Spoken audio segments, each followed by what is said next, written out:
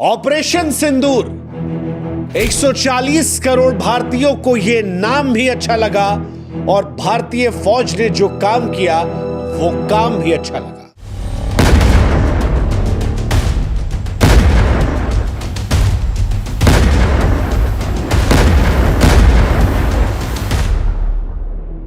कश्मीर के पहलगाम में पाकिस्तान ने जो कुछ किया था उसके बाद भारत मायूस था, उम्मीद कर रहा था।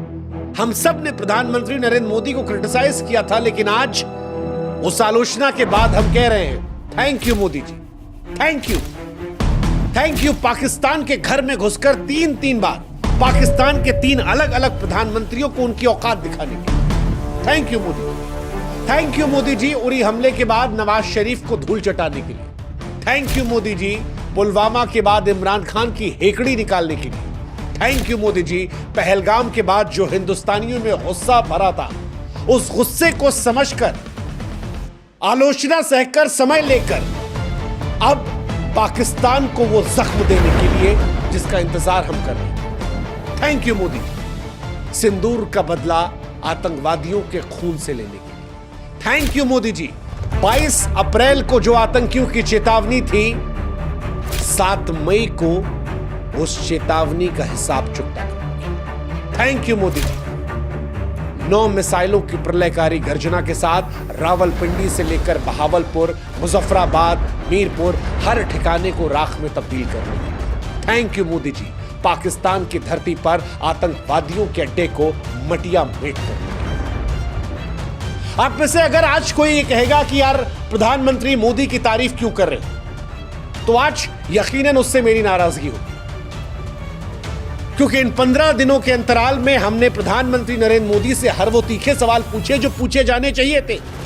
हमने प्रधानमंत्री को क्रिटिसाइज किया, सुरक्षा को लेकर सवाल पूछे, लेकिन मोदी जी ने जब पाकिस्तान पर हमला करके अपनी बात को सही साबित किया, जिसमें उन्होंने कहा था कि मुझ में रिस्क लेने की क्षमता औरों से ज्यादा है, हिंदुस्तान के लोगों के लिए खामोश हूं, लेकिन अगर ये भावनाएं आएंगी तो वो हिसाब होगा।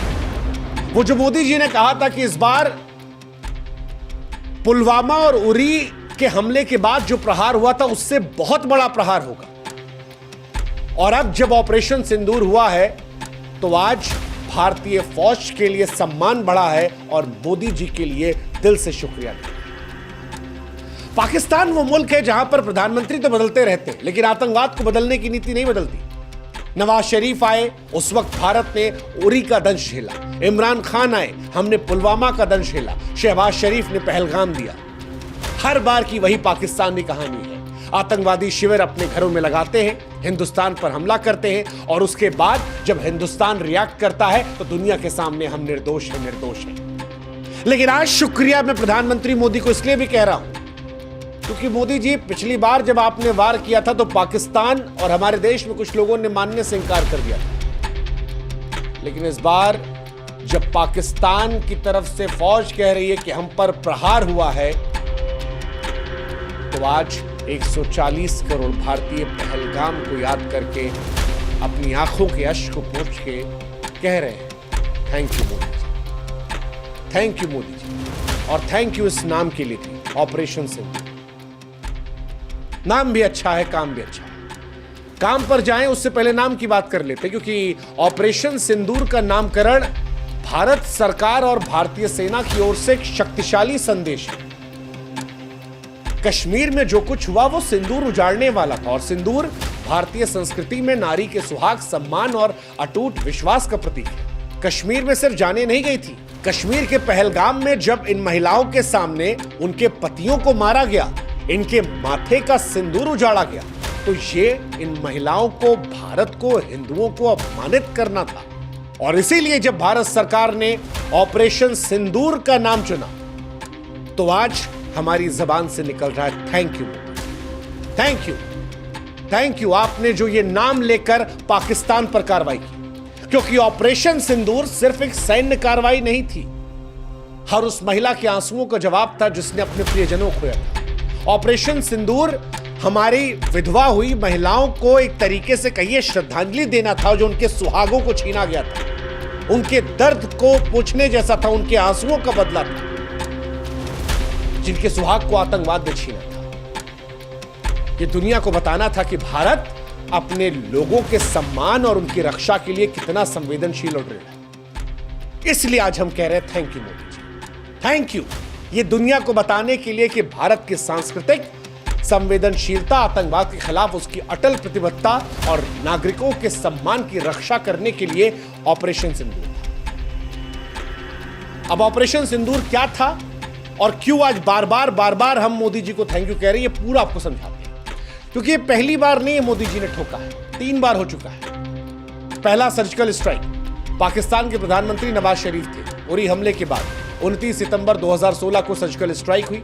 नवाज शरीफ घबरा गए, भारत की कार्रवाई को आक्रामक कार्रवाई बताया था। अंतर्राष्ट्रीय मंचों पर जाकर रोने लगे, भारत ने एलओसी का उल्लंघन किया है। पाकिस्तान की सेना ने पहले स्ट्राइक को झूठ बताया, फिर अंदर ही अंदर मीटिंग करके बॉर्डर की सुरक्षा बढ़ाई।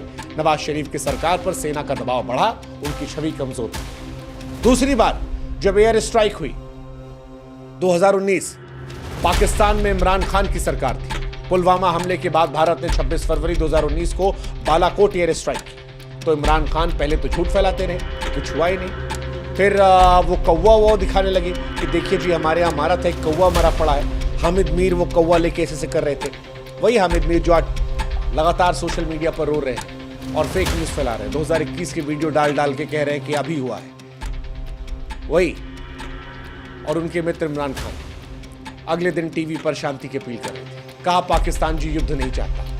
इमरान खान ने संसद में तकरीर की, अगर भारत की ओर से कार्रवाई ही जवाब देंगे, लेकिन हम युद्ध नहीं चाहते। दुनिया ने देखा पाकिस्तान कैसे डरा था। और इस बार बारी शहबाज शरीफ की थी। 2025 22 अप्रैल जब पहलगाम पर आतंकवादियों ने हमला किया, तब ऑपरेशन सिंदूर 9 आतंकवादी अड्डों को तबाह किया गया। और आज इन तीनों चीजों को लेकर भारत कह रहा है थैंक यू, थैंक यू। क्योंकि जिस तरह से पाकिस्तान ने यह हमला करवाया था, यह भारत की अखंडता, एकता पर हमला था। भारत में हिंदुओं की पहचान पर हमले था। भारत इसके बाद क्या खामोश रहता, या भारत एक ऐसा जवाब देता जो पाकिस्तान की आने वाली नस्लों को याद रहता? ये भारत ने बताया। भारत ने बताया कि वो संवेदनशील है, शांत है, पहले प्रहार नहीं करने वाला है, लेकिन आतंकवाद पर अंतिम प्रहार करने वाला देश। जबरदस्त कार्रवाई रही। ये कार्रवाई ऐसी थी कि जिसने पाकिस्तान के मन में खौफ पैदा कर दिया। पाकिस्तान से जो वीडियोस आ रहे हैं, जिस तरह से लोग बौखलाए भाग रहे हैं, जिस तरह से आतंकवादियों के अड्डे पर हमला हुआ है, ये बताता है कि ये भारत जवाब देना चाहता है। और भारत ने इस बार हर एक जगह को टारगेट के तौर पर चुना। इस बार पाकिस्तान को हमें जवाब नहीं देना है, पाकिस्तान खुद ही बता रहा है कि कहां कहां हमला हुआ। और इसीलिए हम कह रहे हैं थैंक यू मोदी, क्योंकि जो टारगेट भी चुने गए वो जबरदस्त टारगेट थे। खुशी है हमें कि हमारी फौज ने पाकिस्तान के लोगों को निशाना नहीं बनाया। खुशी है हमें कि हमने पाकिस्तान की महिलाओं को, बच्चों को, बुजुर्गों को वहां निशाना नहीं बनाया। हमने वहां के आतंकवादियों को निशाना बनाया। हमने निशाना बहावलपुर इंटरनेशनल बॉर्डर से करीब 100 किलोमीटर दूर, जहां पर जैश-ए मोहम्मद का हेडक्वार्टर था, उसे बनाया। हमने मुरीद के सांबा सेक्टर के सामने लाइन ऑफ कंट्रोल से 30 किलोमीटर दूर लश्कर के कैंप को निशाना बनाया। हमने गुलपुर एलओसी पुंछ रजौरी से 35 किलोमीटर दूर जहां लश्कर कैंप था, वहां निशाना बनाया। हमने अलग अलग जगह बिलावल कैंप में लश्कर के लॉन्च पैड को निशाना बनाया। लश्कर का कोटली कैंप जो रजौरी के सामने एलओसी से 15 किलोमीटर दूर है, वहां निशाना बनाया। हमने बरनाला कैंप को निशाना बनाया। हमने सरजाल कैंप को निशाना बनाया जो जैश-ए मोहम्मद कैंप था। हमने सांबा कठुआ के सामने इंटरनेशनल बॉर्डर से दूर ये जो कैंप था, इसे तबाह कर दिया। हमने महमूना कैंप इंटरनेशनल बॉर्डर से 15 किलोमीटर दूर है, हिजबुल मुजाहिदीन का ट्रेनिंग कैंप, हमने उसे निशाना बनाया। और इसलिए भी हम कह रहे हैं थैंक यू मोदी कि जब बदला भी ले रहे थे तब इंसानियत का ख्याल हमने रखा। ऑपरेशन सिंदूर सिर्फ एक सैन्य कार्रवाई नहीं है, बल्कि भारत की अटूट इच्छा शक्ति, सांस्कृतिक गौरव, आतंक के खिलाफ जीरो टॉलरेंस का प्रतीक है, जिसे प्रधानमंत्री नरेंद्र मोदी के नेतृत्व में भारतीय सेना ने जबरदस्त तरीके से अमली जामा पहना। भारतीय सेना पर हमें गुरूर है और गुरूर हमें आज मोदी जी पर, क्योंकि आज दुनिया को बताया गया कि सिर्फ अमेरिका वो देश नहीं है जो अपने दुश्मन से बदला लेने के लिए पाकिस्तान में घर में घुसकर वहां लादेन को मार सकता है। हम भी मार सकते हैं अगर हमारे लोगों पर बात आएगी। हमने दुनिया को बताया कि भारत भी अपने लोगों के सम्मान और सुरक्षा से कोई समझौता नहीं करेगा, चाहे नवाज शरीफ प्रधानमंत्री हो, इमरान खान हो या शहबाज शरीफ हो। सबके सब अगर आतंकवाद को पालेंगे तो भारत के प्रहार से डरेंगे। सिंदूर का रंग आतंकवादियों के खून से रंगने के लिए, भारत का परचम ऊंचा लहराने के लिए आज thank you Modi. Thank you इस बात को बताने के लिए कि भारत से बोलता नहीं है, दुश्मन के घर में घुसकर जवाब देता है। नाम भी धमाकेदार, काम भी धमाकेदार, और इसीलिए आज thank you Modi ji, thank you Indian army. जय हिंद, जय भारत, नमस्कार।